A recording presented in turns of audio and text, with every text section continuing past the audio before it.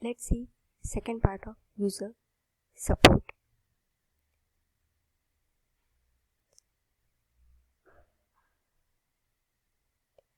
Approaches to user support. In first part, see context sensitive help. Help request interpreted according to context in which it occurs. Example is tooltips. Next approach is online tutorials. Online tutorials allow the user to work through the basics of an application within a text environment. The user can progress at his own speed and can repeat parts of the tutorial if needed. He will also get a feel for how the application works by experimenting with examples or by watching an automated demonstration of how to perform a task. Most online tutorials have no intelligence. They know nothing about the user and his previous experience, nor about the domain, nor even about teaching style. Intelligent tutorial systems which use similar techniques to adaptive help system attempt to address this issue, but apart from tutoring, programming applications are impractical as tutorials for most applications. Online tutorials are therefore inflexible and often unforgiving. Some will fail to recognize the correct answer to a problem simply because it is not formatted as expected.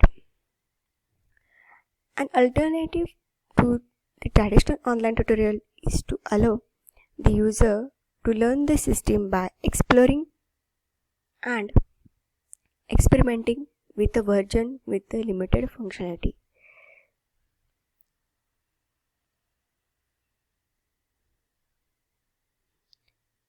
This is the idea behind the training wheels interface proposed by Carroll and his colleagues at IBM. The user is presented with a version of the full interface in which some of the functionality has been disabled. He can explore the rest of the system freely, but if he attempts to use the blocked functionality, he is told that it is unavailable. This approach allows the user freedom to investigate the system as he please but without risk.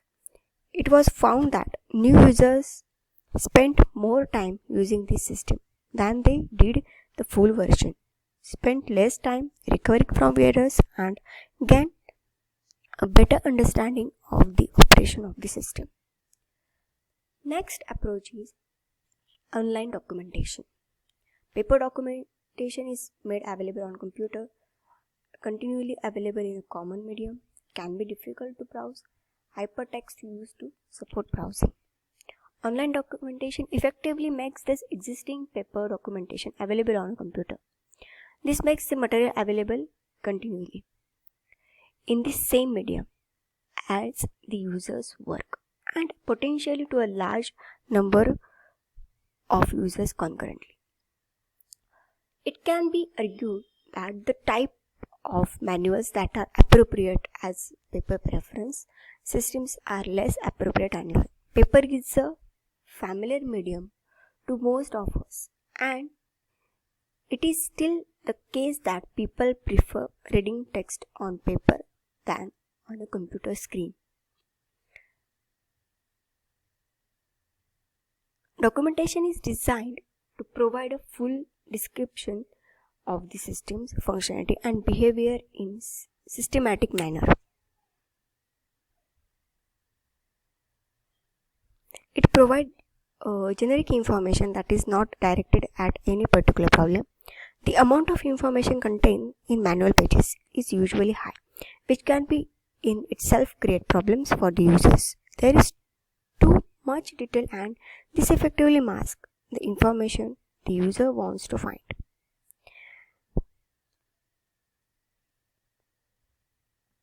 The use of hypertext can make online documentation more accessible to the inexperienced user. Hypertext stores text in a network and connects related sections of a text using selected links. By clicking on a link, the user can go to related subject instantly. Documentation structured using hypertext supports browsing and usually includes different media. For example, diagrams and visual examples. An example is the help system and most Windows applications help systems. An alternative approach which attempts to simplify online documentation and make it more accessible to novice and casual users is minimal manual. This simplifies the documentation by stripping out all but the bare essentials. The documentation that remains is focused towards the user's task and emphasizes error recovery.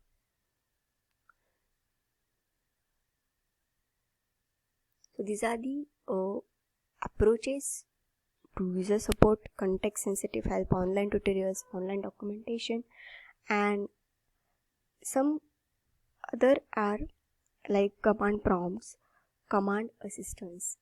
Let's see what is command assistance.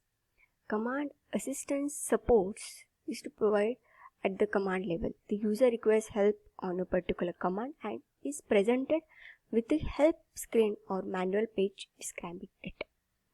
And another approach is command prompts.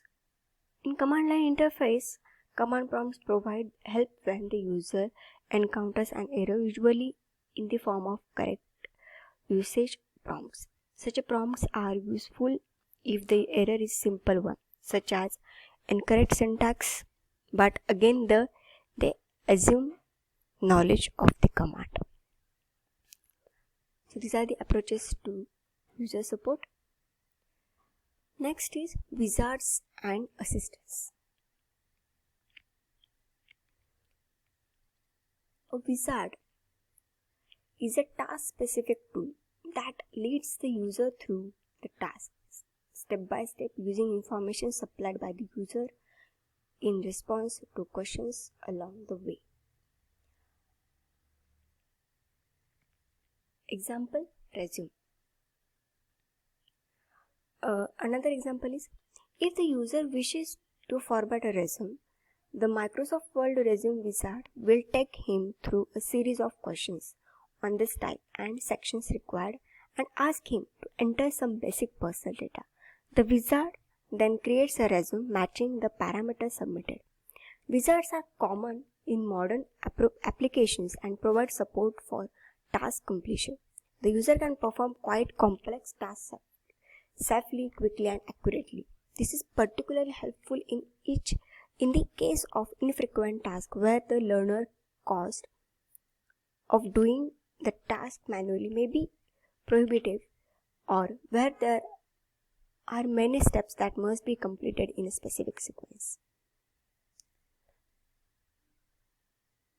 Another more recent development in user support is the assistance. Wizards must allow user to go back constant task executions, so limited flexibility in wizards. Next is assistants. Assistants are software tools that monitor user behavior and offer suggestions or hints when they recognize familiar sequence.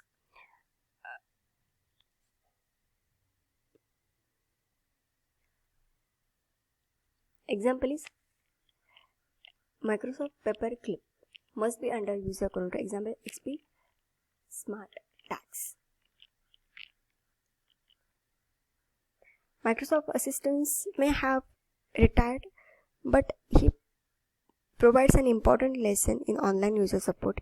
Help must be under the user control and offers of help should be unobtrusive. It should not be up to the user to switch off the assistant or to close it down. Next is Adaptive help systems. Adaptive help system is a special case of general class of interactive system known as intelligent systems. You use knowledge of the context, individual user, task, domain, and instructions to provide help adapted to users' needs. These include domain-specific expert systems, intelligent tutoring systems, and general adaptive interface. Adaptive health systems operate by monitoring the activity of the user and constructing a model of him.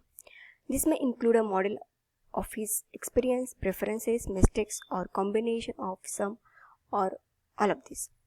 Using this knowledge together with the knowledge of the domain in which the user is working and sometimes general advisory or tutorial strategies, the adaptive help system will present help relevant to the user current task and suited to his experience.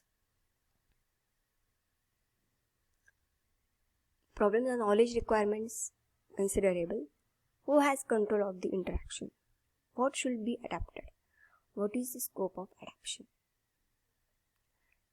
Next content is knowledge presentation using knowledge presentation user modeling. Knowledge presentation under user modeling.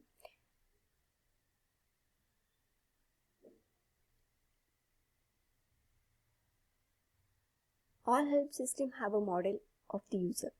Single generic user, non-intelligent. User configured model, adaptable. System configured model, adaptive. Every interactive system that is built incorporates some model of the user for whom it is intended.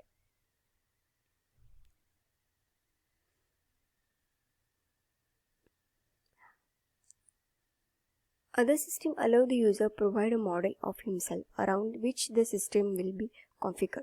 Simple example of these are browser or email preferences that can adjust certain parameters of the system to requirements of the user.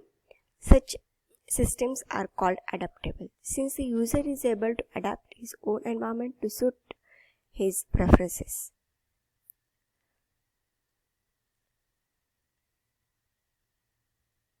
It is only latter that they have to know how to construct the necessary model. Third approach to provide the system with the model of the user, and the one used in adaptive help system is to have the system construct and maintain a model of the user on data gleaned from monitoring the user's interaction. This model can then be consulted when required. So this is user modeling. Next is approaches to user modeling. Quantification. First approach is quantification. This is one of the most simple approaches to user modeling. The system recognizes a number of levels of expertise, which it will respond to different ways. The user is placed on one of these levels and moves between them based on measures of his expertise at that time. This approach is simple and measures the user course level of granularity. However, it is effective for simple adaptivity. For example, this method is used by Massum to adapt the presentation of command prompts to users' level of experience. So, next part of the user support we will see in next video, part 3, user support. Thank you.